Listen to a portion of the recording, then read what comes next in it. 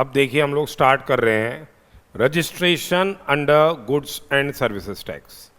तो सबसे इम्पॉर्टेंट है कि भाई जो पर्सन है जीएसटी के दायरे में आ रहा है वो क्या कराएगा, अपना रजिस्ट्रेशन कराएगा। तो अब यहाँ पे हम जो प्रोविजंस डिस्कस करेंगे बेसिकली सेक्शन 22 से लेके सेक्शन 30 तक, सेक्शन 22 से लेके सेक्शन 30 जो है ऑफ द सीजीएसटी एक्ट 2017, इसमें क्या है रजिस्ट्रेशन के प्रोविजंस दे रखे हैं। और रूल 8 से लेके रूल 26 तक ऑफ द सीजीएसटी रूल्स 2017, यहाँ पे आपके स्टेटरी प्रोविजंस और जो प्रोसीजरल कंप्लायंसेस हैं जीएसटी लॉ के अंदर अपने को करनी है वो इसके अंदर क्या है कंटेंड है। तो बेसिकली रजिस्ट्रेशन जीएसटी के अंदर जो व्यक्ति रजिस्टर कराएगा अपने आप को, वो एक तो क्या हो गया, लीगली रिकॉग्नाइज सप्लायर हो गया गुड्स का। इनपुट टैक्स क्रेडिट तभी मिल सकता है जब व्यक्ति रजिस्टर्ड हो, पिछले चैप्टर में अपन ने पढ़ा था। और वो जीएसटी कलेक्ट भी तभी कर सकता है जब वो रजिस्टर्ड हो, और उसका बेनिफिट तभी पास ऑन कर सकता है जब वो क्या हो, रजिस्टर्ड हो अंडर द जीएसटी लॉ। तो फंडामेंटली रजिस्ट्रेशन जीएसटी के अंदर बहुत ही इंपॉर्टेंट मतलब एस्पेक्ट है। अब यहाँ पे जब हम नेचर की ऑफ रजिस्ट्रेशन की बात करें तो अब रजिस्ट्रेशन जो मिल रहा है बेसिकली पैन बेस्ड आपको क्या है रजिस्ट्रेशन मिल रहा है, पैन बेस्ड रजिस्ट्रेशन है एंड स्टेट स्पेसिफिक रजिस्ट्रेशन है। तो अगर सपोज कीजिए किसी व्यक्ति की more than one place of business है, एक प्लेस ऑफ बिजनेस है उसकी राजस्थान के अंदर, दूसरी प्लेस ऑफ बिजनेस है उसकी उत्तर प्रदेश के अंदर, तो उसको अपने को राजस्थान के अंदर भी रजिस्टर कराना है, उत्तर प्रदेश के अंदर भी रजिस्टर कराना है। यहाँ से वो टैक्सेबल सप्लाईज इफेक्ट कर रहा है, तो उसको राजस्थान में भी रजिस्ट्रेशन कराना है और उत्तर प्रदेश के अंदर भी उसको अपना रजिस्ट्रेशन कराना है। ठीक है, अब सपोज कीजिए एक व्यक्ति है, उसकी प्रिंसिपल प्लेस ऑफ बिजनेस है से जयपुर के अंदर, जयपुर राजस्थान,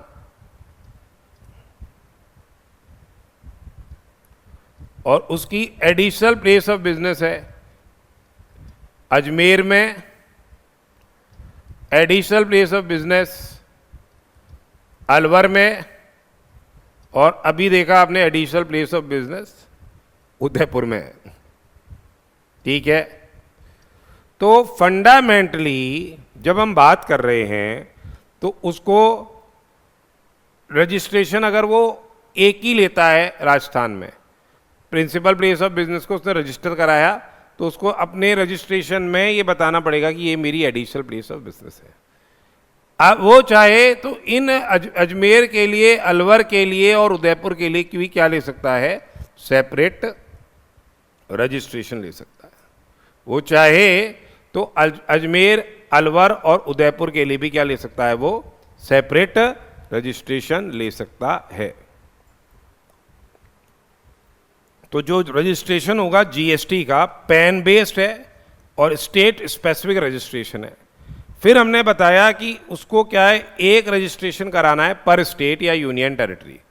वो चाहे तो अपनी एडिशनल प्लेस ऑफ बिजनेस जो स्टेट्स के अंदर है उसकी, उनके लिए भी वो क्या ले सकता है, सेपरेट रजिस्ट्रेशन ले सकता है। पर जब वो सेपरेट रजिस्ट्रेशन लेगा तो वो डिस्टिंक्ट पर्सन की एम्बिट में आ जाएगा, और अगर उसने ये ब्रांचेस के लिए अलग अलग रजिस्ट्रेशन लिया और ब्रांच ट्रांसफ़र करता है तो उस पर जीएसटी लगेगा, भले ही से उस पर कोई कंसिडरेशन नहीं हो। तो और a business entity having separate place of business in a state may obtain what, separate registration. Having separate place of business in a state, they may obtain what, separate registration for each of its place of business. क्या है वो, क्या ले सकता है, लेगा separate registration लेगा for each of its place of से बिजनेस। ठीक है, अब यहाँ पे बात आती है क्या, आगे हम देखें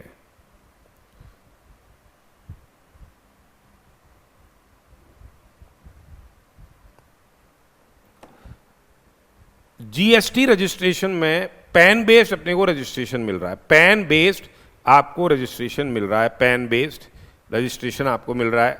तो ये देखिए 15 डिजिट का GSTIN होता है।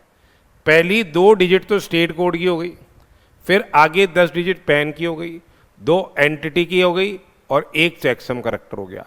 तो 10 तो पैन की हो गई, आप पहले वाली 2 स्टेट कोड की हो गई, फिर आपके 10 पैन की हो गई 12 और 2 एंटिटी के रिलेशन में और 1 चेकसम करैक्टर हो गया।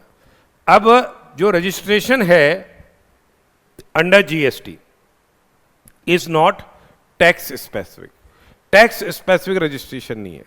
अगर आप CGST एक्ट के तहत रजिस्टर्ड हो गए तो SGST और IGST के तहत भी आप रजिस्टर्ड माने जाओगे। अगर आपने SGST एक्ट में रजिस्ट्रेशन लिया तो वो CGST एक्ट के लिए भी क्या है, रजिस्ट्रेशन रहेगा। तो single registration will be required for all the taxes, जैसे CGST, SGST, UTGST, IGST and cess. Section 22 deal करता है क्या, provisions relating to persons liable for registration. Section 22 बता रहा है आपको क्या, पर्सन्स लायबल फॉर रजिस्ट्रेशन। तो यहां पे देखिए, जिस स्टेट से हम टैक्सेबल सप्लाईज इफेक्ट कर रहे हैं, जिस स्टेट से हम टैक्सेबल सप्लाईज ऑफ गुड्स और सर्विसेज इफेक्ट कर रहे हैं, उस स्टेट में हमको रजिस्ट्रेशन कराना है। अब यहां पे देखिए थ्रेशोल्ड लिमिट दे रखी है रजिस्ट्रेशन की। यदि आपका एग्रीगेट टर्नओवर एक्सीड करता है उस थ्रेशोल्ड लिमिट ऑफ रजिस्ट्रेशन से, यदि आपका क्या है, एग्रीगेट टर्नओवर एक्सीड कर रहा है उस थ्रेशोल्ड लिमिट ऑफ रजिस्ट्रेशन से, तो अपने को रजिस्ट्रेशन कराना है। तो एग्रीगेट टर्नओवर का मतलब क्या हो गया, टैक्सेबल सप्लाईज ऑफ गुड्स और सर्विस और both, taxable supply of goods और सर्विस और बोथ। एग्जेम्प्ट सप्लाईज आ गई, एग्जेम्प्ट सप्लाईज, एग्जेम्प्ट सप्लाई में नील रेटेड सप्लाई आ गई, होल्ली एग्जेम्प्ट सप्लाईज आ गई, नॉन टैक्सेबल सप्लाईज आ गई। एक्सपोर्ट्स आ गए ऑफ गुड्स और सर्विसेज, इंटर स्टेट सप्लाईज आ गई। यहाँ पे जो एग्रीगेट टर्नओवर का जो कंप्यूटेशन हो रही है ऑल इंडिया बेसिस पे under same PAN, all India basis पे under same PAN aggregate turnover की आपके क्या होगी, कंप्यूटेशन की जाएगी। ठीक है, अब हम देख रहे थे कि अगर आपका एग्रीगेट टर्नओवर क्रॉस करता है थ्रेशोल्ड लिमिट से, तो फिर आपको क्या है, रजिस्ट्रेशन कराना है।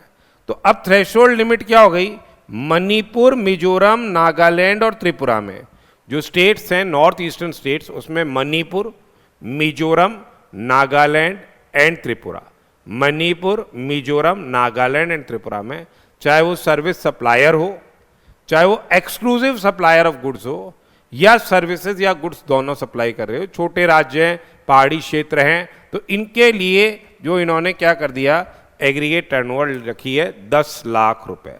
एग्रीगेट टर्नओवर क्या रखा है, 10 लाख रुपए रखा है।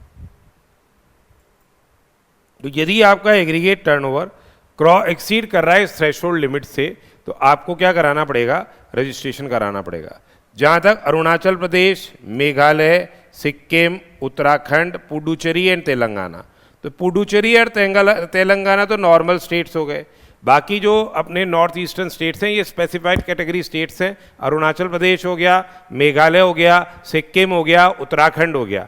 यहाँ पे अगर आपका जो थ्रेशोल्ड लिमिट ऑफ रजिस्ट्रेशन है, यहाँ पे जो थ्रेशोल्ड लिमिट ऑफ रजिस्ट्रेशन है वो 20 लाख रुपए का रहेगा। यदि एग्रीगेट टर्नओवर आपका क्रॉस करता है 20 लाख रुपए से एक्सीड कर रहा है, तो उस केस के अंदर आपको क्या है, रजिस्ट्रेशन कराना है। उसके अलावा जो स्पेशल कैटेगरी स्टेट्स है, जम्मू एंड कश्मीर है, हिमाचल प्रदेश है और आसाम है। जम्मू एंड कश्मीर है, हिमाचल प्रदेश है, आसाम है और अदर स्टेट्स आ गए जितने भी, उनमें अगर आप एक्सक्लूसिव सप्लायर ऑफ गुड्स हो, अगर आप एक्सक्लूसिव सप्लायर ऑफ गुड्स हो, तब तो आपके लिए थ्रेशोल्ड लिमिट क्या रहेगी, 40 लाख रहेगी। अगर आप क्या हो, एक्सक्लूसिव सप्लायर ऑफ गुड्स हो, तो आपके लिए थ्रेशोल्ड लिमिट क्या रहेगी, 40 लाख रहेगी। अदरवाइज आपकी थ्रेशोल्ड लिमिट क्या रहेगी, 20 लाख रुपए रहेगी। सर्विस के सप्लायर हो गए या फिर सर्विस और गुड्स दोनों के सप्लायर हो गए, तो वहाँ थ्रेशोल्ड लिमिट ऑफ रजिस्ट्रेशन क्या रहेगी, 20 लाख रुपए ही रहेगी। पर इन्होंने बोला कि अगर आप आइसक्रीम के जो मैन्युफैक्चरर्स हो गए, पान मसाला के जो मैन्युफैक्चरर्स हो गए, और tobacco and manufacture tobacco substitutes हो गए, एरेटेड वाटर्स हो गए, फ्लाई ऐश के जो ब्रिक्स है, फ्लाई ऐश कंटेंट्स जहाँ 90% और more of content is of fly ash blocks हो गए, और उसके अलावा ये जो नए जोड़े हैं इन्होंने goods, bricks of fossil meals and similar siliceous earths, building bricks हो गई, और अर्थन और रूफिंग टाइल्स हो गई। इन मैन्युफैक्चरर्स, भले ही से ये जम्मू एंड कश्मीर, आसाम, हिमाचल प्रदेश में है या अदर स्टेट्स में है, इन लोगों के लिए threshold limit of registration 20 lakh रुपए ही रहेगी। और ये अगर मणिपुर, मिजोरम, नागालैंड एंड त्रिपुरा में है तो सभी के लिए वहाँ तो क्या है 10 लाख रुपए है। तो अब बेसिकली याद रख के जाइएगा, this is very very important, जो थ्रेशोल्ड लिमिट ऑफ रजिस्ट्रेशन है। अब जैसे सपोज कीजिए आपकी एक प्लेस ऑफ बिजनेस जो है वो मणिपुर में है, एक प्लेस ऑफ बिजनेस है मणिपुर में, जहाँ से आप टैक्सेबल सप्लाईज इफेक्ट कर रहे हो, टैक्सेबल सप्लाईज इफेक्ट कर रहे हो, और आपकी जो टैक्सेबल सप्लाईज है वो 8 लाख की है। आपकी यहाँ टैक्सेबल सप्लाईज 8 लाख की है। दूसरी जो प्लेस ऑफ बिजनेस है वो है एमपी के अंदर, जहाँ आप इंट्रा स्टेट सप्लाई कर रहे हो, जहाँ टैक्सेबल सप्लाईज है आपकी कितनी से 30 लैक्स, 30 लाख है। अब अपन देखेंगे एग्रीगेट टर्नओवर, अगर आपका कंप्यूटेशन हो गया तो एग्रीगेट टर्नओवर कितना हो गया, पैन इंडिया बेसिस पे आपको ही कंप्यूट करना है। एग्रीगेट टर्नओवर हो गया आपका 38 लैक्स, एग्रीगेट टर्नओवर आ गया 38 लैक्स। चूँकि मणिपुर से आप टैक्सेबल सप्लाईज इफेक्ट कर रहे हो, चूँकि मणिपुर से आप टैक्सेबल सप्लाईज इफेक्ट कर रहे हो, ठीक है, तो उस पर्टिकुलर सरकमस्टांस के अंदर, उस पर्टिकुलर सरकमस्टांस के अंदर आपके क्या है, थ्रेशोल्ड लिमिट 10 लाख है। तो 10 लाख है तो मणिपुर में आपको रजिस्ट्रेशन कराना पड़ेगा, मणिपुर में आपको क्या है रजिस्ट्रेशन कराना पड़ेगा। अब बात आती है, जब मणिपुर में आप रजिस्टर्ड हो गए तो फिर आपको क्या है एमपी के अंदर भी आपको क्या है रजिस्ट्रेशन कराना पड़ेगा, भले से या threshold limit aggregate turnover cross नहीं कर रहा है तो भी रजिस्ट्रेशन कराना पड़ेगा। पर अगर आप मणिपुर से कोई टैक्सेबल सप्लाईज इफेक्ट नहीं कर रहे हो, सिर्फ और सिर्फ आप क्या है एग्जेम्प्ट सप्लाईज इफेक्ट कर रहे हो, तो अब आपकी थ्रेशोल्ड लिमिट क्या है 10 लैक्स नहीं रहेगी। सिंस मणिपुर से नो टैक्सेबल सप्लाईज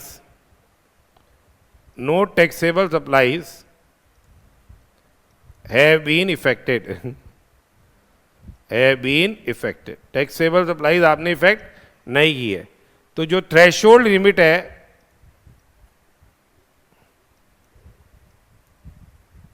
जो थ्रेशोल्ड लिमिट है वो आपकी क्या है, shall not be reduced to 10 lakhs, shall not be reduced to rupees 10 lakhs, ये 10 lakhs रिड्यूस नहीं होगी, ये 10 लाख रुपीज रिड्यूस नहीं होगी, ठीक है। तो ये भी अपन ने देखा।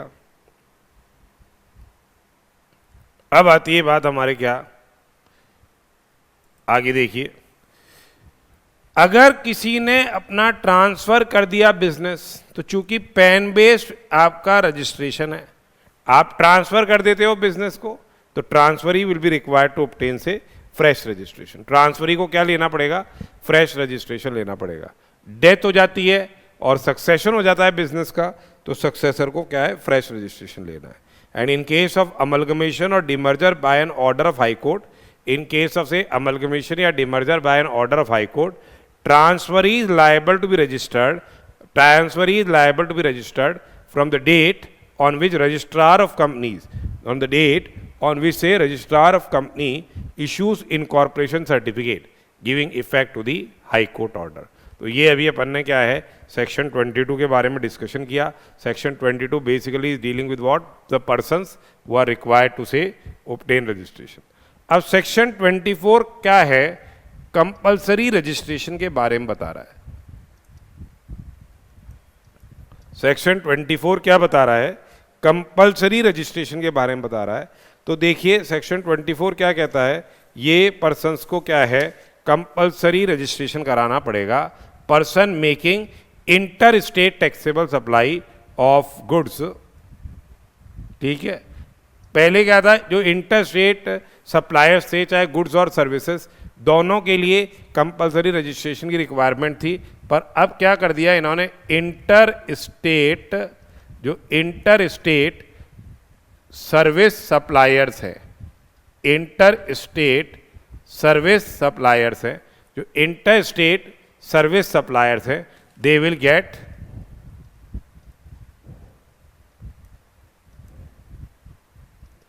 थ्रेशोल्ड लिमिट का बेनिफिट मिलेगा ऑफ ₹20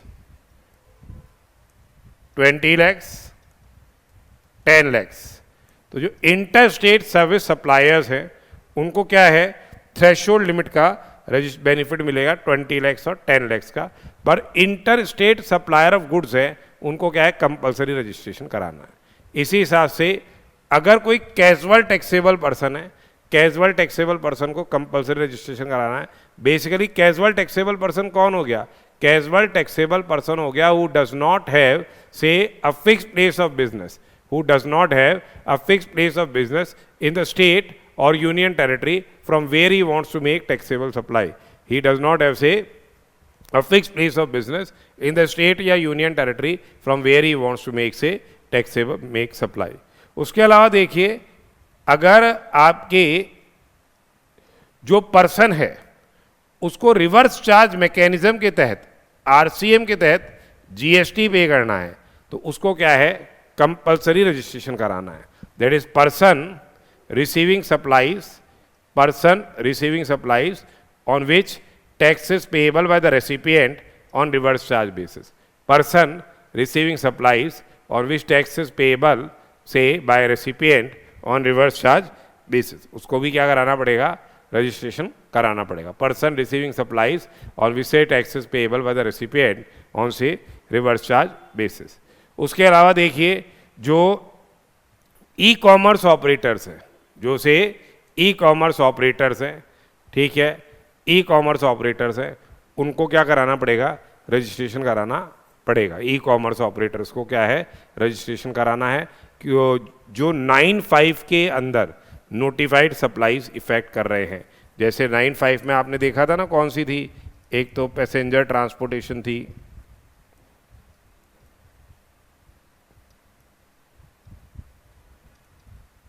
ठीक है, एक आपके क्या आ रही थी, हाउसकीपिंग आ रही थी,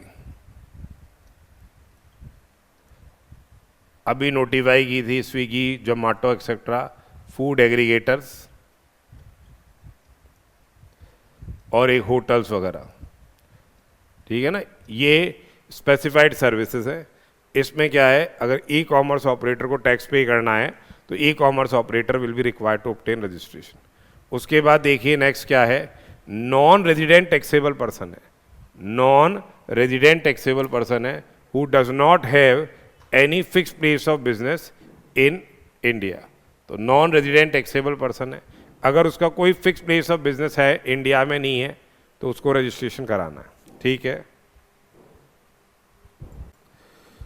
देन द पर्सन्स जो कि टीडीएस काटते हैं, टैक्स डिडक्टर्स हो गए, जैसे government, central government, state government departments हो गए, लोकल अथॉरिटी हो गई, गवर्नमेंटल अथॉरिटी हो गई, और अदर नोटिफाइड पर्सन्स हो गए, उनको टीडीएस काटना पड़ता है अगर कॉन्ट्रैक्ट की वैल्यू एक्सीड कर रही है 2.5 लाख से। तो जिन पर्सन्स को टीडीएस काटना है जीएसटी लॉ के तहत, उनको क्या है, कंपलसरी रजिस्ट्रेशन कराना है। उन लोगों को क्या करना पड़ेगा, कंपलसरी रजिस्ट्रेशन कराना पड़ेगा। इसी हिसाब से अगर कोई पर्सन सप्लाई कर रहा है, टैक्सेबल सप्लाईज इफेक्ट कर रहा है, अगर कोई पर्सन क्या है, टैक्सेबल सप्लाईज इफेक्ट कर रहा है, person who supplies taxable, makes taxable supplies on behalf of some other taxable person, ठीक है, चाहे एजेंट हो ऑफ सम प्रिंसिपल, तो ये क्या है, उनको रजिस्ट्रेशन कराना है। उसके अलावा देखिए, यदि कोई सप्लायर है, यदि सप्लायर है other than notified under 9(5) who supply through an e-commerce operators, तो ये सप्लायर ऑफ गुड्स हो गए। सप्लायर ऑफ सर्विसेज को तो थ्रेशोल्ड एग्जेम्पशन का बेनिफिट मिल जाएगा, अभी आगे पढ़ेंगे हम। पर जो सर्विस सप्लायर है, सर्विस सप्लायर को तो थ्रेशोल्ड एग्जेम्पशन का बेनिफिट मिल जाएगा, थ्रेशोल्ड एग्जेम्पशन का। पर जो गुड्स के सप्लायर हैं उनको क्या करना पड़ेगा? अगर आप ई कॉमर्स ऑपरेटर जैसे अमेजन है, फ्लिपकार्ट है, इनके माध्यम से सप्लाई कर रहे हो तो आपको उस केस के अंदर क्या कराना पड़ेगा? कंपल्सरी रजिस्ट्रेशन कराना पड़ेगा।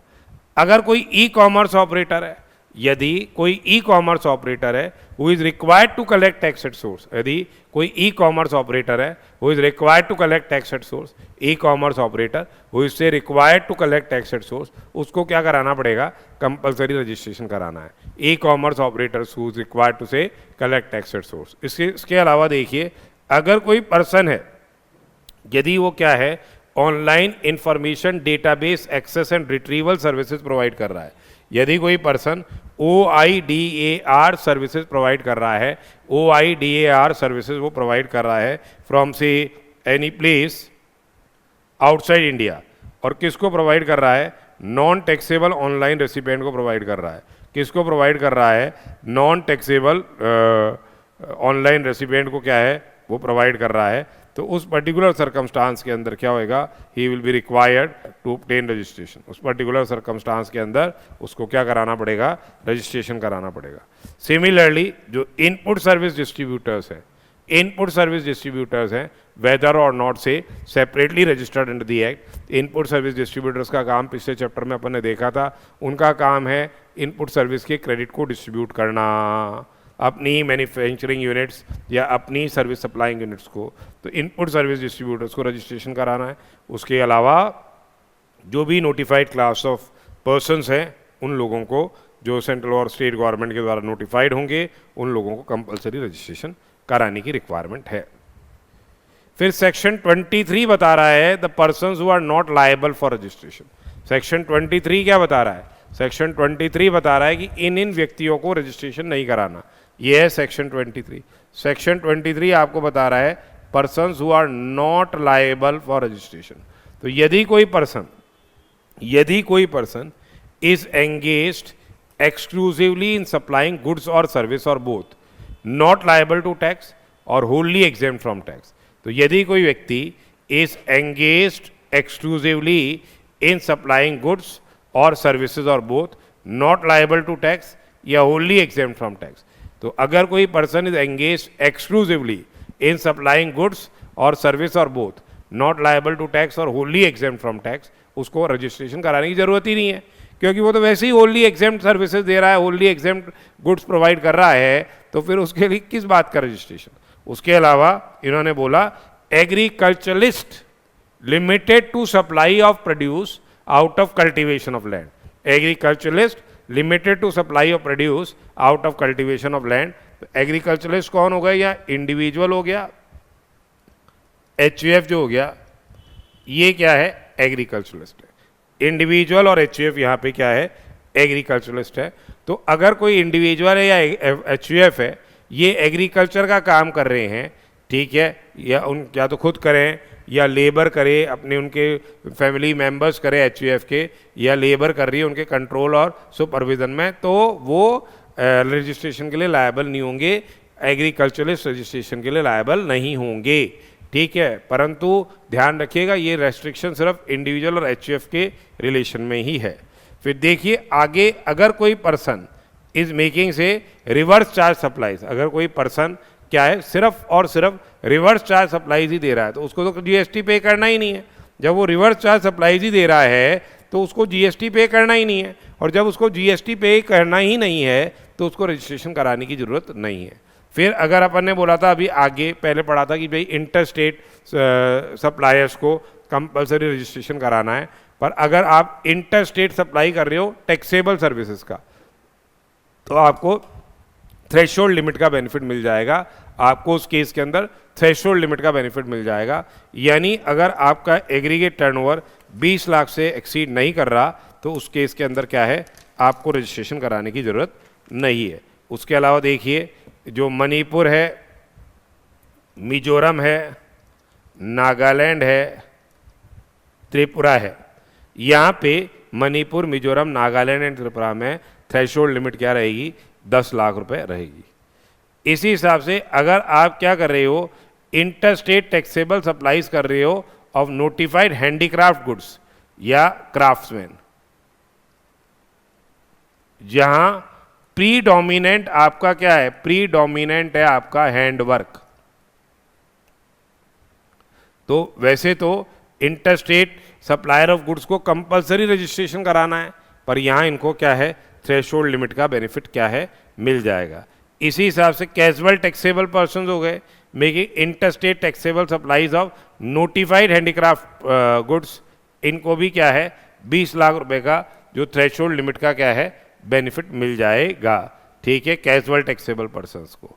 और अगर कोई सर्विस सप्लाई कर रहा है किसके माध्यम से, ई कॉमर्स ऑपरेटर्स के माध्यम से, अगर कोई सर्विस सप्लाई कर रहा है किसके माध्यम से, ई कॉमर्स ऑपरेटर के माध्यम से, तो फिर उस केस के अंदर क्या हो जाएगा, उसको क्या है थ्रेशोल्ड लिमिट का बेनिफिट मिल जाएगा, उसको थ्रेशोल्ड लिमिट का बेनिफिट मिल जाएगा। और अपन ने एक देखा था कि अगर आप इंट्रा स्टेट सप्लाई करते हो, इंट्रा स्टेट सप्लाई करते हो गुड्स की, और आप तो आपके लिए 40 लाख रुपए की क्या रहेगी, थ्रेशोल्ड लिमिट रहेगी। आप कहाँ नहीं ऑपरेट करने चाहिए, मतलब अपन क्या हो, असम में हो, हिमाचल प्रदेश में हो, जम्मू एंड कश्मीर में हो, अदर स्टेट्स में हो other than Puducherry and Telangana. तो बाकी आपके मणिपुर, ये अपन ने देखा ही था, मिजोरम, नागालैंड और त्रिपुरा में तो कितनी हो गई, ये लिमिट हो गई आपकी 10 लाख, ये लिमिट हो गई आपकी 10 लाख। उसके अलावा जो आपके अरुणाचल प्रदेश हो गया, मेघालय हो गया, सिक्किम हो गया, उत्तराखंड हो गया, तो मणिपुर, मिजोरम, नागालैंड, त्रिपुरा, हिमाचल प्रदेश इधर आई गया आपका।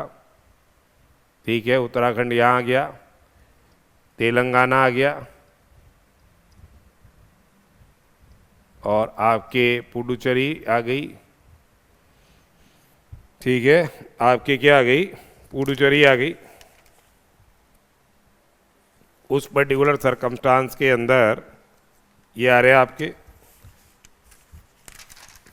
तो अरुणाचल प्रदेश देख ही लिया अपन ने, मेघालय देख ही लिया, सिक्किम देख ही लिया, पुडुचेरी देख ही लिया, तेलंगाना देख ही लिया, यहाँ पे 20 लाख रुपए रहेगा।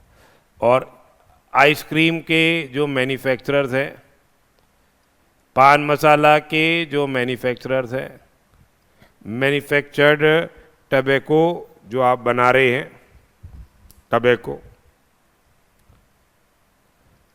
फ्लाई ऐश की ब्रिक्स वगैरह आ गई, ब्रिक्स ऑफ फॉसिल्स ये नए जुड़े हैं अभी। उसके अलावा earthen roofing tiles, earthen roofing tiles, इन लोगों के लिए जो थ्रेशोल्ड लिमिट ऑफ रजिस्ट्रेशन है वो 20 लाख ही रहेगी। ठीक है, तो ये अपन ने सेक्शन 23 पढ़ा, जहाँ पर्सन्स क्या है, they are what not liable for registration. Section 25 है, सेक्शन 25 ये डील कर रहा है आपसे procedure to obtain registration. Section 25 है प्रोसीजर टू ऑब्टेन रजिस्ट्रेशन। ठीक है, अब देखिए, जो person who is liable to be registered under section 22 या 24, person who is liable to be registered under 22 या 24, जहाँ से वो क्या है टैक्सेबल सप्लाई ऑफ गुड्स या सर्विसेज इफेक्ट कर रहा है, उसको क्या है हर स्टेट या यूनियन टेरिटरी जहाँ से वो टैक्सेबल सप्लाई ऑफ गुड्स और सर्विसेज इफेक्ट कर रहा है वहाँ रजिस्ट्रेशन कराना पड़ेगा। कितने टाइम के अंदर, विदिन 30 डेज, विदिन 30 डेज उसको अप्लाई करना है from the date when he becomes liable for registration. ठीक है, 30 दिन के अंदर। और अगर उसने ये एप्लीकेशन सबमिट कर देता है within 30 days from the date when he becomes liable for registration, तो उस केस के अंदर उसकी जो इफेक्टिव डेट ऑफ रजिस्ट्रेशन है, वो डेट हो जाएगी the date on which the he becomes liable for registration. वो डेट क्या हो जाएगी? The date on which he becomes a liable for registration. अब अगर कोई कैजुअल टैक्सेबल पर्सन है, यदि कोई कैजुअल टैक्सेबल पर्सन है या से नॉन रेजिडेंट टैक्सेबल पर्सन है, तो उसको भी उस स्टेट या यूनियन टेरिटरी में रजिस्ट्रेशन कराना पड़ेगा जहाँ से उसको क्या है, टैक्सेबल सप्लाई इफेक्ट करनी है। तो वहाँ पे उसको रजिस्ट्रेशन कराना है एटलीस्ट 5 days। यहाँ पे उसको रजिस्ट्रेशन कराना है at least 5 days prior to the date of commencement of business. यहाँ पे उसको रजिस्ट्रेशन कराना है at least 5 days prior to the date of commencement of business. और अगर कोई पर्सन सप्लाई कर रहा है goods from territorial waters of India, अगर कोई पर्सन गुड्स या सर्विसेज सप्लाई कर रहा है from territorial waters of India, तो उसको क्या है, उस सपोज करो टेरिटोरियल वाटर्स है इंडिया, तो नियरेस्ट कोस्टल स्टेट में उसको रजिस्ट्रेशन कराना है। एक कर्नाटका हो गया जो है 11 नॉटिकल माइल्स, और एक केरला हो गया जो है क्या 10 नॉटिकल माइल्स। ठीक है, तो अब उसको उस स्टेट में या यूनियन टेरिटरी के अंदर रजिस्ट्रेशन कराना है जहाँ nearest point of the appropriate base line is located. तो अब यहाँ ये केरला में रजिस्टर कराएगा कितने टाइम के अंदर? Within 30 days from the date when the person becomes a liable for registration. अब क्या है इफेक्टिव डेट ऑफ रजिस्ट्रेशन? अगर आपने 30 दिन के अंदर अप्लाई कर दिया, यदि आपने 30 दिन के अंदर अप्लाई कर दिया from the date when the person becomes liable for registration, तब तो इफेक्टिव डेट क्या हो जाएगी? The date when the person becomes liable for registration. 1 अक्टूबर को सपोज करो आपका थ्रेशोल्ड लिमिट 40 लाख क्रॉस कर गई, आपने 25 अक्टूबर को अप्लाई कर दिया और उन्होंने 5 नवंबर को आपको आरसी दे दिया। तो अब यहाँ पे 1 अक्टूबर को इसकी लिमिट क्रॉस कर गई है।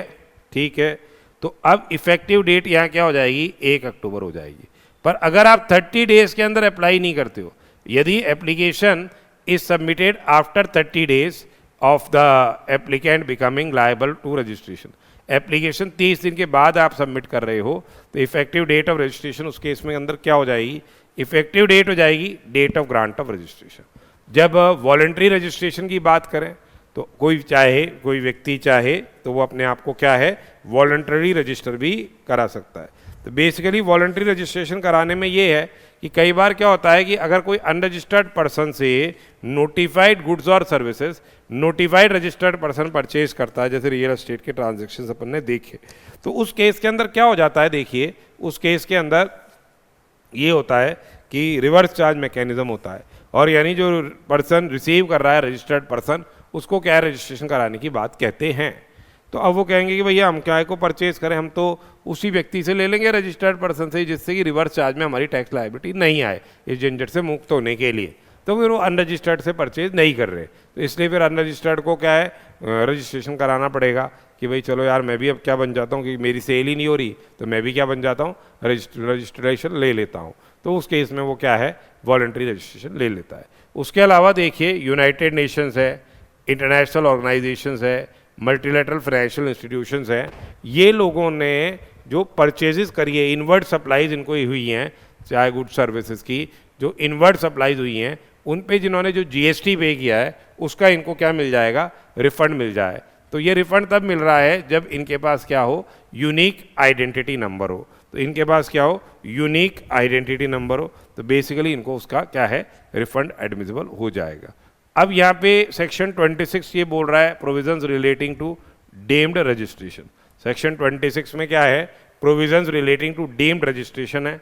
अगर आपको रजिस्ट्रेशन ग्रांट किया गया है या यूआईएन नंबर ग्रांट हुआ है एसजीएसटी एक्ट या यूटीजीएसटी एक्ट में, अगर आपको रजिस्ट्रेशन या यूआईएन ग्रांट हुआ है एसजीएसटी एक्ट या यूटीजीएसटी एक्ट में, तो आप डीम्ड रजिस्टर्ड माने जाओगे।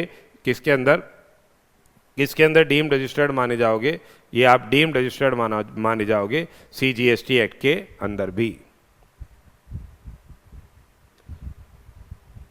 प्रोवाइडेड आपकी एप्लीकेशन पहले कैंसिल नहीं हो, और से SGST एक्ट या UTGST एक्ट के अंदर आपका रजिस्ट्रेशन कैंसिल हो गया तो आपका डीम्ड कैंसिलेशन माना जाएगा CGST एक्ट के तहत भी।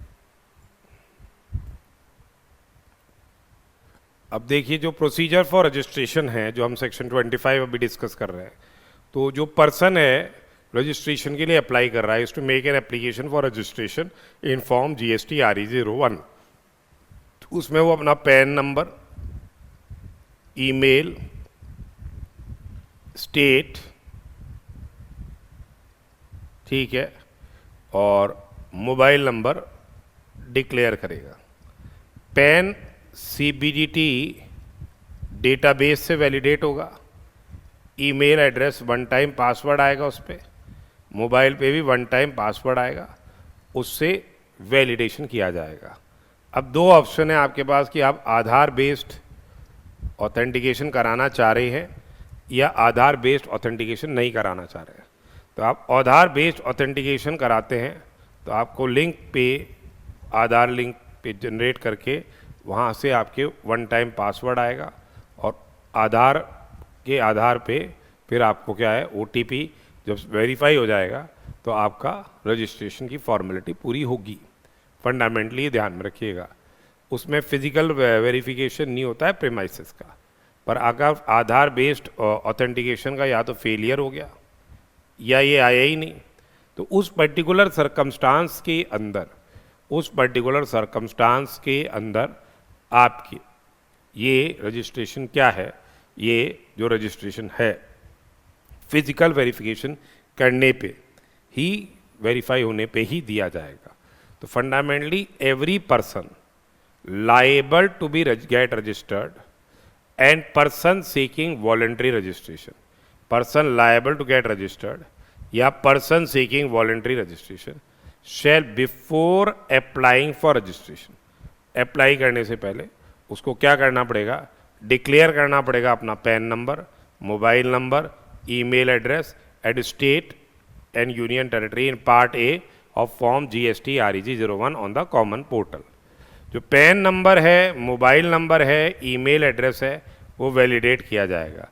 पैन वैलिडेट होगा online by common portal from CBDT database, mobile number and email address validate किया जाएगा थ्रू वन टाइम पासवर्ड, ठीक है। फिर टेम्परेरी रेफरेंस नंबर क्या है, जनरेट किया जाएगा, जो कम्युनिकेट किया जाएगा to the applicant on the validated mobile number and email address. अब पार्ट B आपको फॉर्म GST REG1 का भरना है, उसमें आप the applicant has to go for shall undergo authentication of Aadhaar number for grant of registration. Part B basically इसमें क्या हो गया, आपका कॉन्स्टिट्यूशन ऑफ बिजनेस की डिटेल आ गई, क्या आप ऑप्शन चाहते हो कंपोजिशन का या नहीं, क्या date of commencement of business है, क्या रीज़न है to obtain registration, address of the principal place of business, क्या बिजनेस की एक्टिविटी आप कैरी आउट कर रहे हो, अगर एडिशनल प्लेस ऑफ बिजनेस है तो details of the additional place of business, detail of bank account, detail of authorise signatory, ये आपको क्या है देने होंगे।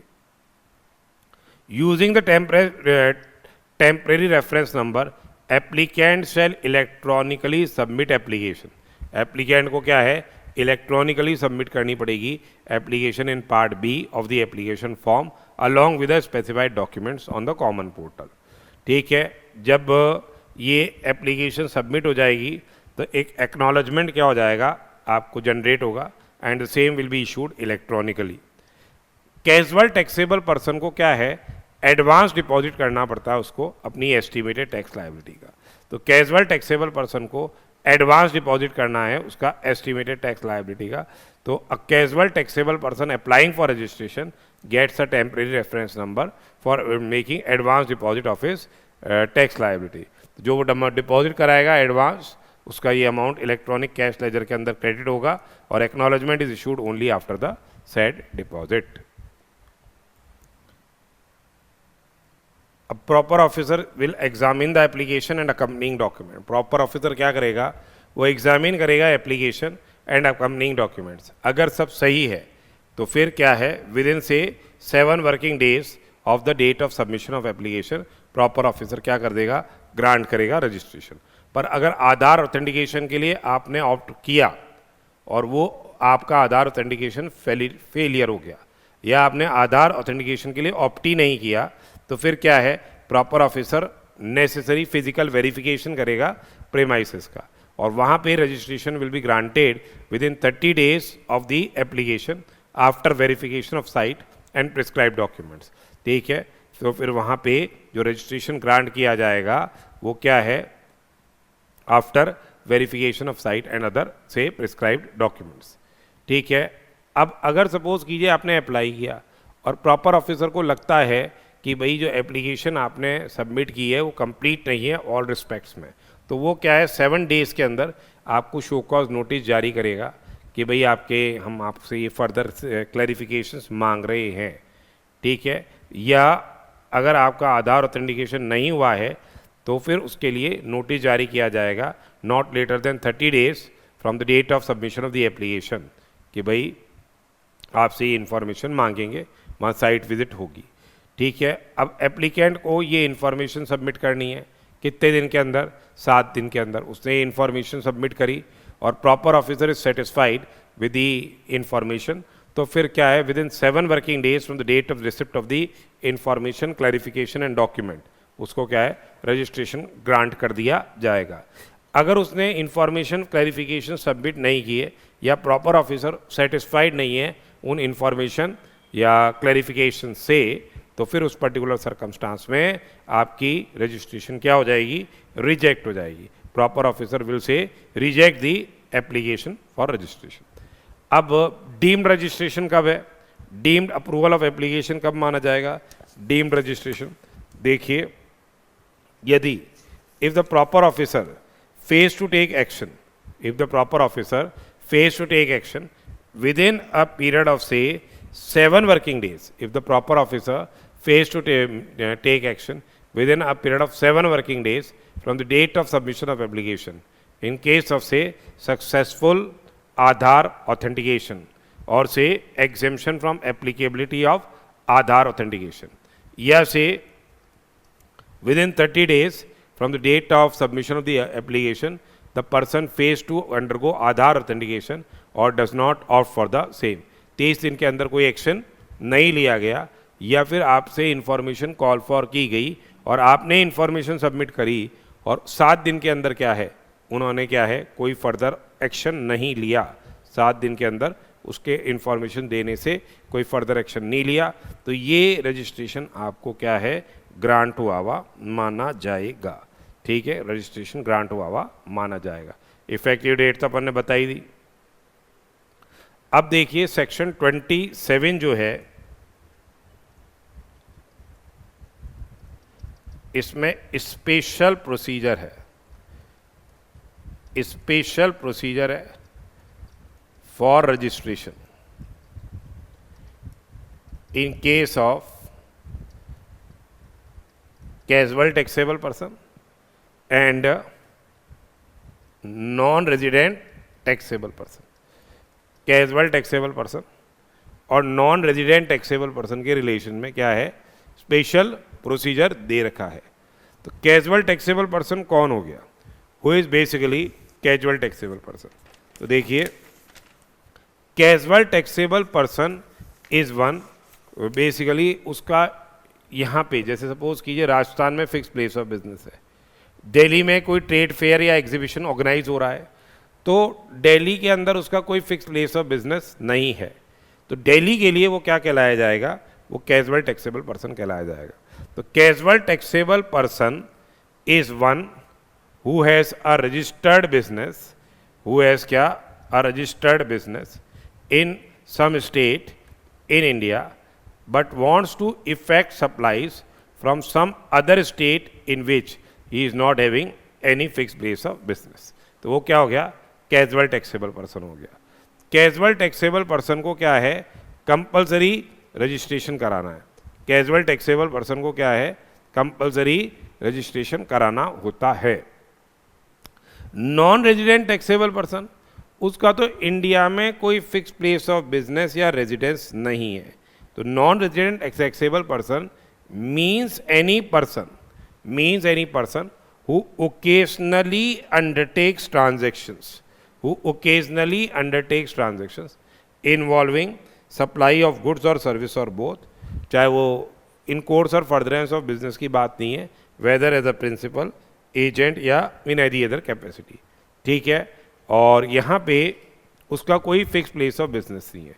तो जो कैजुअल टैक्सेबल पर्सन है उनको तो GST REG 01 फॉर्म के अंदर अप्लाई करना है। जो नॉन रेजिडेंट टैक्सेबल पर्सन है उनको GST REG 09 फॉर्म के अंदर क्या है अप्लाई करना है, या इनको नॉर्मल GSTR 1 रिटर्न और GSTR 3 भी भेजना है। जो इनका रिटर्न जाएगा इन लोगों का क्या जाएगा, GSTR 5 रिटर्न जाएगा। यहाँ ये जो ट्रांजैक्शंस अंडरटेक कर रहे हैं इन कोर्स और फर्दरेंस ऑफ बिजनेस है, नॉन रेजिडेंट टैक्सेबल पर्सन के केस में ऐसी कोई बात नहीं है। इनके पास इंडिया का पैन नहीं है, ठीक है, कैजुअल टैक्सेबल पर्सन के पास पैन है। तो अब स्पेशल प्रोसीजर ये है कि इनको क्या है 5 days prior to commencement of business, 5 days prior to commencement of business इनको क्या है रजिस्ट्रेशन के लिए अप्लाई करना है और एडवांस डिपॉजिट कराना है।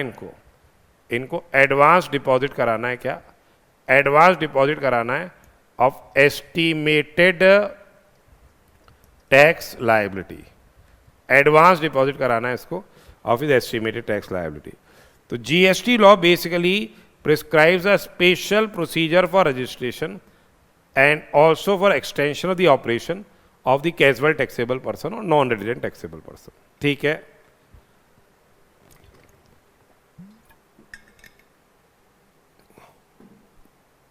यहां पे they have to apply at least 5 days in advance.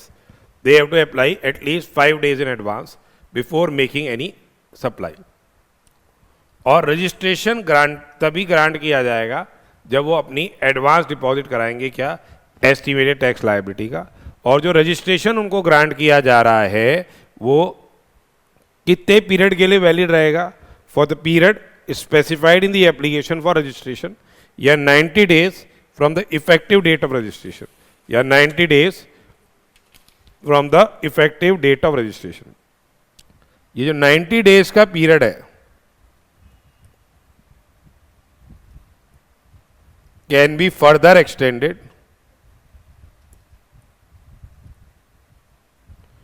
To 90 days।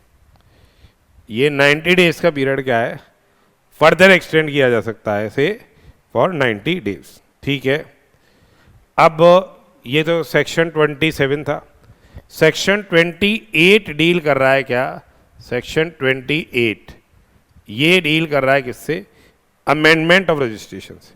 तो अगर आपने जो रजिस्ट्रेशन में जो पर्टिकुलर्स दिए थे, 2 तरह की हो गई, एक तो कोर फील्ड इंफॉर्मेशन हो गई और एक हो गई non core field information.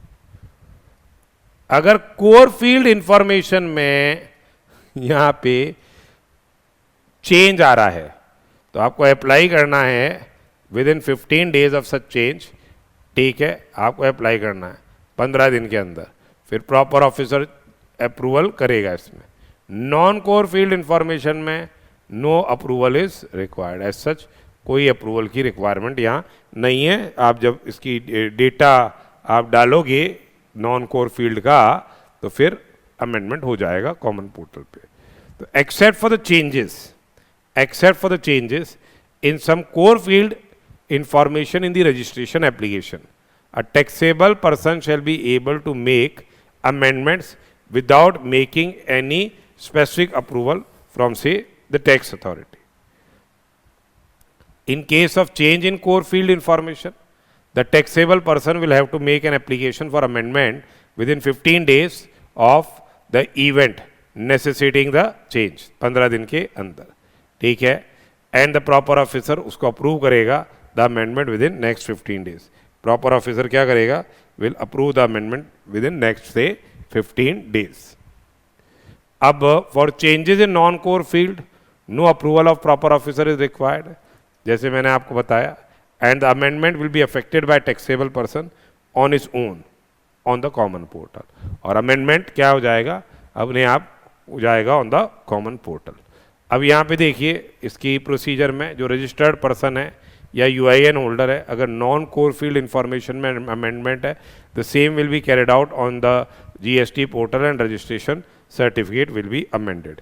Otherwise क्या है, कोर एरिया में है core field information, core field information आ गई आपके लीगल नेम ऑफ बिजनेस, आपके एड्रेस आ गया, of principal place of business या एडिशनल प्लेस ऑफ बिजनेस, इसमें चेंज आ गया, या एडिशन,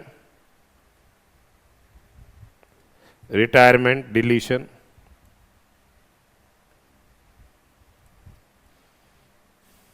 और से आपके की मैनेजरियल पर्सनल्स हो गए, उनमें आ गया ये, जैसे डायरेक्टर हो गया, कर्ता हो गया, member of managing committee, board of trustees etcetera. तो इसके लिए आप सबमिट करोगे, प्रॉपर ऑफिसर फिर क्या करेगा, देखिएगा कि भाई आपकी ये इन्फॉर्मेशन प्रॉपर है, सेटिस्फाइड है, तो विद इन 15 डेज वो क्या कर देगा, रजिस्ट्रेशन सर्टिफिकेट को अमेंड कर देगा। अगर proper officer is the opinion कि अमेंडमेंट इज अनवारंटेड या डॉक्यूमेंट्स फर्निश्ड आर इनकम्प्लीट और इनकरेक्ट, डॉक्यूमेंट्स फर्निश्ड आर से इनकम्प्लीट और इनकरेक्ट, तो फिर क्या करेगा, proper officer will serve a show cause notice, proper officer क्या करेगा, will serve a show cause notice why application for amendment should not be rejected. Proper officer serve करेगा SCN कि why application should not be rejected, and if the registered person replies to the notice within 7 working days, यदि registered person replies to the notice within 7 working days और उसकी reply satisfactory है, तो फिर क्या हो जाएगा, with in a period of 7 days क्या है, ये रजिस्ट्रेशन क्या हो जाएगा, सर्टिफिकेट क्या है, अमेंड हो जाएगा। ठीक है, ये रजिस्ट्रेशन सर्टिफिकेट क्या है, अमेंड हो जाएगा, ये विद इन 7 वर्किंग डेज। और अदरवाइज उसकी ये एप्लीकेशन को क्या कर दिया जाएगा, रिप्लाई सेटिस्फैक्ट्री नहीं है तो उसकी एप्लीकेशन क्या है, रिजेक्ट कर दी जाएगी। अब हम आते हैं क्या, section 29, this is very very important section. Section 29 is very very very very very important. ये डील कर रहा है किससे, कैंसलेशन और से सस्पेंशन ऑफ रजिस्ट्रेशन या रिवोकेशन ऑफ से कैंसलेशन ऑफ रजिस्ट्रेशन। किससे डील कर रहा है, कैंसलेशन या सस्पेंशन ऑफ रजिस्ट्रेशन या से रिवोकेशन ऑफ द कैंसलेशन। 30 है ये।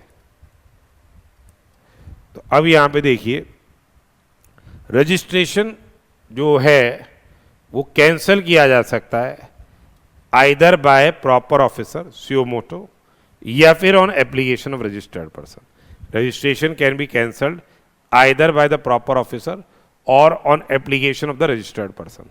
कब, यदि बिजनेस डिसकंटिन्यू हो गया, यदि आपका बिजनेस क्या है, डिसकंटिन्यू हो गया या ट्रांसफर हो गया या amalgamated with other legal entity. Business discontinue हो गया या ट्रांसफर्ड है, amalgamated with other legal entity, demerged और से otherwise disposed of. In case the business is say discontinued, transferred, amalgamated with other legal entity, demerged or say otherwise disposed of, या फिर if there is any say change in constitution of business, या फिर क्या है, if there is any change in constitution of business, या taxable person is no longer liable to be registered. Taxable person is say no longer liable to be registered, intends to opt out for say voluntary registration. तो fundamentally business discontinue हो गया, transfer हो गया, amalgamate हो गया with the other से legal entity, demerger हो गया या डिस्पोज ऑफ कर दिया गया है, चेंज हो गया है कॉन्स्टिट्यूशन ऑफ बिजनेस में, जिससे पैन नंबर में चेंज आ गया बेसिकली, या taxable person is no longer liable to be registered और intends to opt out of the voluntary registration. तो एक तो ये सरकमस्टांस हो गए। एक है रजिस्ट्रेशन प्रॉपर ऑफिसर भी कैंसल कर सकता है सुओ मोटो। कब, जब registered person has contravened the provisions of the act और the rules made thereunder, यदि रजिस्टर्ड पर्सन ने कॉन्ट्रावेंशन किया है प्रोविजंस ऑफ द एक्ट और the rules made thereunder. पहली बात तो क्या कि business is not conducted from the declared place of business, यानी बिजनेस कंडक्ट नहीं किया गया है डिक्लेयर्ड प्लेस से, business is not conducted at the declared place, या वो क्या है इनवॉइस की ट्रेडिंग कर रहा है, यानी वो इशू कर रहा है इनवॉइस या bill without supply of goods और सर्विसेज, या वायलेट कर रहा है प्रोविजंस ऑफ सेक्शन 171 या 10A या से 86B, वायलेट कर रहा है क्या प्रोविजंस ऑफ 171 या रूल 10A या क्या से 86B। 10A में अपना बैंक अकाउंट डिटेल्स उसने फर्निश नहीं की, या 86B के अंदर क्या है रूल 86B के अंदर वो यूटिलाइज कर रहा है input tax credit in excess of the 99% of the output tax liability, या उसने अवेलमेंट किया है इनपुट टैक्स क्रेडिट का, या उसने अवेलमेंट किया है इनपुट टैक्स क्रेडिट का in violation of the provisions of section 16, या उसकी जो आउटवर्ड सप्लाईज है जो GSTR 1 में फर्निश कर रहा है that exceeds what the outward supplies in comparison to form GSTR 3B, जो आउटवर्ड सप्लाईज उसने फर्निश की है GSTR 1 में वो एक्सीड कर रही है क्या outward supplies in form GSTR 3B, या फिर क्या है उसने registered person he has not filed returns, registered person has not filed returns for a period of 3 tax continuous से 6 months या 3 months in case of say compulsion suppliers, 3 tax periods in case of say compulsion suppliers, 3 tax periods, या voluntary registered person has not commenced the business, voluntary जो registered है he has not commenced the business within say 6 months from the date of registration, they have not commenced the business within say 6 months from the date of registration, ठीक है। या फिर क्या है ये मालूम चलता है कि registration has been obtained by से फ्रॉड या विलफुल मिसस्टेटमेंट या सप्रेशन ऑफ फैक्ट्स, तो after giving the concern person an अपॉस्टी ऑफ बीइंग हर्ड रजिस्ट्रेशन क्या हो जाएगा आपका कैंसिल होगा। तो ड्यूरिंग द ये कैंसिलेशन प्रोसीडिंग्स ये आपका रजिस्ट्रेशन क्या रहेगा सस्पेंडेड रहेगा। उसके अलावा सस्पेंशन और कारणों से भी हो सकता है। कब हो रहा है आपका सस्पेंशन 21A में ये बोल रहा है कि सस्पेंशन और कारणों से भी हो सकता है क्या कि suspension of registration is on account of से सिग्निफिकेंट डिफरेंसेस या एनोमलीज, सिग्निफिकेंट डिफरेंसेस हैं या एनोमलीज हैं in the returns of statement of outward and inward supply. जो आप आउटवर्ड सप्लाई में GSTR 1 में जो आपने अपनी इंफॉर्मेशन दी और जो इनवर्ड सप्लाईज के अंदर जो आपकी डिटेल्स आ रही हैं उनमें क्या है सिग्निफिकेंट क्या है डिफरेंसेस है। तो अगर आपका ये सस्पेंशन होता है तो फिर taxable supplies can not be affected during the period of suspension, taxable supply आप नहीं दे सकते।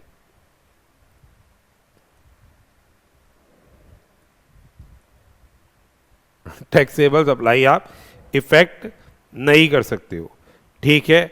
उसके अलावा आप रिटर्न फाइलिंग की इस समय कोई रिक्वायरमेंट नहीं रहेगी, ठीक है, और कोई रिफंड भी आपको नहीं मिलेगा ड्यूरिंग द सस्पेंशन पीरियड। अब आगे देखिए, वंस रजिस्टर्ड पर्सन से has applied for cancellation of registration या proper officer seeks to cancel registration. क्या है प्रॉपर ऑफिसर में सस्पेंड द रजिस्ट्रेशन, जैसे मैंने बताया during the pendency of proceedings relating to cancellation of registration. तो क्या प्रोसीजर रहेगा कैंसलेशन ऑफ रजिस्ट्रेशन का कि अगर रजिस्टर्ड पर्सन अप्लाई करता है कैंसलेशन के लिए तो क्या प्रोसीजर रहेगा।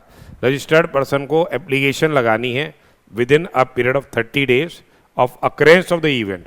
रजिस्ट्रेशन पर्सन को क्या है ये एप्लीकेशन लगानी है within a period of से 30 days of occurrence of the event warranting cancellation in prescribed form, और उसको क्या है डिटेल्स देनी है। He is required to furnish the details of the inputs which are held in stock, input जो कि semi finish goods में है, इनपुट्स जो फिनिश गुड्स में है, और कैपिटल गुड्स हैं जो held in stock from the date of cancellation of registration sort, कितनी लायबिलिटी है उन पे, कैसे उसने पेमेंट किया है, ये इन्फॉर्मेशन देनी है।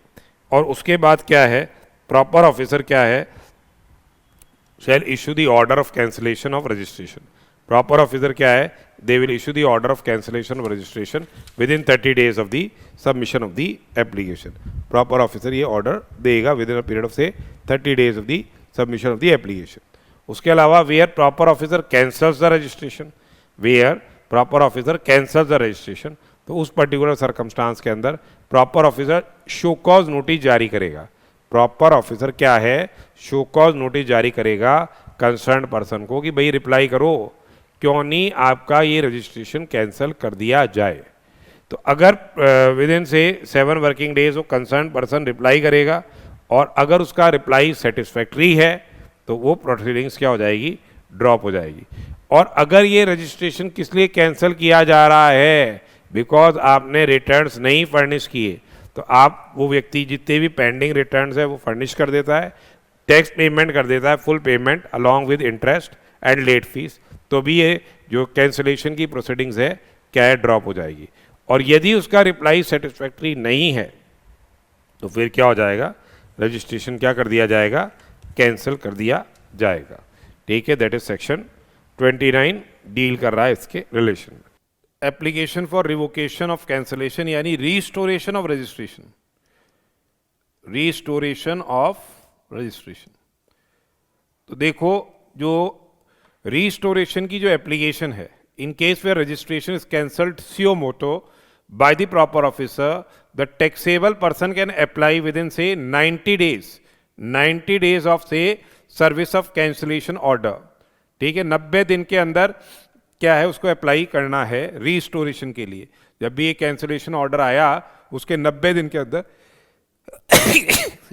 अप्लाई करना है, क्या 90 डेज के अंदर अप्लाई करना है रीस्टोरेशन के लिए, जिसका पीरियड एक्सटेंड किया जा सकता है एडिशनल कमिश्नर या जॉइंट कमिश्नर के द्वारा for a further period of 180 days. पहले टाइमलाइंस अलग थी, अब ये टाइमलाइंस बदल गई है, क्या है 90 दिन और 180 दिन का extension. However, before applying, the person has to make the good the defaults, जितने भी उसके कैंसिलेशन ऑफ रजिस्ट्रेशन किसके कारण से हुआ है, रिटर्न नहीं फाइल करने के कारण से हुआ है, तो वो भी पेंडिंग रिटर्न उसको फर्निश करने पड़ेंगे। जितने भी टैक्स ड्यूज हैं उसके वो पे करना पड़ेगा, इंटरेस्ट पे करना पड़ेगा, लेट फीस पे करनी पड़ेगी, तभी उसकी application for restoration of registration यानी revocation of cancellation of registration की एप्लीकेशन को कंसिडर किया जाएगा। And in case if the proper officer is satisfied कि भाई हाँ इसने अपने पेंडिंग रिटर्न फर्निश कर दिए हैं, टैक्स ड्यूज जमा करा दिए हैं, तो फिर उसका जो रजिस्ट्रेशन जो कैंसिल हुआ था वो रिवोक हो जाएगा। However if the officer concludes to reject the request for revocation of cancellation, however if the officer concludes to reject the request for revocation of cancellation, he will first observe the principle of natural justice by way of issuing notice to the person and having hearing him on the issue। सीधी सी बात है, उसके लिए आप जो ये notice जारी किया जा रहा है उसके बाद उसको लगता है कि भाई इसका कैंसिलेशन रीस्टोर नहीं होना चाहिए, कैंसल्ड ही रहना चाहिए रजिस्ट्रेशन, तो बैंक को ऑर्डर पास करने से पहले उसको सुनवाई का क्या है उचित अवसर प्रदान किया जाएगा। तो this was all about registration. और एक चीज आप ध्यान में रखिएगा, ये ना एक तो था कि भाई जो फिजिकल वेरिफिकेशन ऑफ प्रीमाइसेस है, जो फिजिकल वेरिफिकेशन ऑफ प्रीमाइसेस है उसमें भी एक अमेंडमेंट ये आया था कि भाई आपको फिजिकल प्रेजेंस उस पर्सन की जरूरत नहीं है, physical presence of the person is not required for carrying out what? Physical verification of the premises, physical verification of the premises by the proper officer। ठीक है, तो जब एक कस्टम मतलब जीएसटी के ऑफिसर्स क्या करें, वेरीफाई कर रहे हैं आपके प्लेस ऑफ रजिस्ट्रेशन, तो ये भी अमेंडमेंट ध्यान में रखिएगा कि उस केस के अंदर आपके फिजिकल वेरिफिकेशन में फिजिकल प्रेजेंस आपकी चाहिए थी। पहले होता था कि in presence of the said person only physical verification होगा, तो वो चीज़ अब क्या है यहाँ पे नहीं है बेसिकली। और एक जो रजिस्ट्रेशन की रिक्वायरमेंट में अपन ने देखा था कि देखो अगर ई कॉमर्स ऑपरेटर है, जैसे पहले था कि कोई अनरजिस्टर्ड पर्सन है, क्या है, कोई अनरजिस्टर्ड पर्सन है। अनरजिस्टर्ड पर्सन अगर माल सप्लाई करता था ई कॉमर्स ऑपरेटर के माध्यम से, तो उसको क्या है, कंपलसरी रजिस्ट्रेशन कराने की रिक्वायरमेंट थी, उसको कंपलसरी रजिस्ट्रेशन कराने की रिक्वायरमेंट थी। अब इसमें इसको the same has been done away with. अब क्या है, अनरजिस्टर्ड पर्सन सप्लाई कर सकता है गुड्स, सर्विसेज के लिए तो एग्जेम्पशन था ही था, अब गुड्स भी सप्लाई कर सकता है ई कॉमर्स ऑपरेटर के माध्यम से, परंतु इसमें कंडीशन ये है कि उसको अपना पैन पहले बताना पड़ेगा, उस पैन के आधार पर उसको एनरोलमेंट आईडी मिलेगा, एनरोलमेंट आईडी मिलेगा, एनरोलमेंट आईडी उसको मिलेगा जो इसको ई कॉमर्स ऑपरेटर को बताना होगा, और साथ के साथ वो unregistered person inter state supply नहीं कर सकता है, इंटर स्टेट सप्लाई नहीं कर सकता, और ये एग्जेम्पशन उसको मिल रहा है अप टू क्या, थ्रेशोल्ड लिमिट, अप टू क्या, थ्रेशोल्ड लिमिट।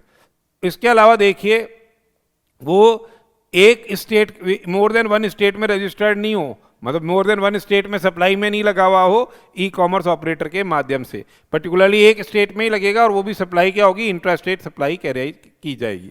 इसी हिसाब से जो कंपोजिशन सप्लायर है, इसी हिसाब से जो कंपोजिशन सप्लायर है, कंपोजिशन सप्लायर है वो भी क्या है, ई कॉमर्स ऑपरेटर के माध्यम से, वो भी क्या है, ई कॉमर्स ऑपरेटर के माध्यम से गुड्स और गुड्स की सप्लाई कर सकते हैं, पर यहाँ भी क्या है, वो इंटर स्टेट सप्लाई नहीं करेंगे, या इंटर स्टेट सप्लाई नहीं करेंगे। अनरजिस्टर्ड पर्सन में e commerce operator will not be required to collect tax at source, but composition supplier के अंदर क्या होएगा, e commerce operator will be required to collect tax at source. और अगर e commerce operator ने जो compliances करनी थी वो नहीं करी, तो 122(1)B में भी अमेंडमेंट आ गया, उसके ऊपर भी क्या लगाई जाएगी, ई कॉमर्स ऑपरेटर पे भी पेनल्टी लगाई जाएगी। तो ये एक बार आप क्या है, गो थ्रू कर लेना। एक नेक्स्ट चैप्टर में टैक्स इनवॉइस का चैप्टर है, जिसका डिस्कशन अपन ने पहले करा था। अब एक बार ये देखो, ई इनवॉइसिंग के प्रोविजंस चेंज होते रहते हैं, तो एक अमेंडमेंट ई इनवॉइसिंग के प्रोविजन में भी आया है कि ई इनवॉइसिंग के प्रोविजन में अब ई इनवॉइस 1 अगस्त 2023 से ये अमेंडमेंट आ गया है कि भाई ई इनवॉइस कब रिक्वायर्ड हो जाएगी, अगर आपका aggregate turnover in any of the preceding financial years from 17-18 onwards, from 17-18 onwards किसी भी प्रीसीडिंग फाइनेंशियल ईयर में आपका एग्रीगेट टर्नओवर 5 करोड़ रुपए से एक्सीड कर रहा है, 5 करोड़ से एक्सीड कर रहा है, तो 5 करोड़ वालों को पहले 10 करोड़ की जो लिमिट थी वो रिड्यूस करके 5 करोड़ कर दी। तो नेक्स्ट चैप्टर में ये ध्यान रख लेना, 5 करोड़ रुपए की जो लिमिट है उसमें ई इनवॉइसिंग के प्रोविजंस क्या हो जाएंगे, अप्लाई हो जाएंगे। ई इनवॉइसिंग के प्रोविजंस 5 करोड़ के एग्रीगेट टर्नओवर पे अब अप्लाई हो रहे हैं।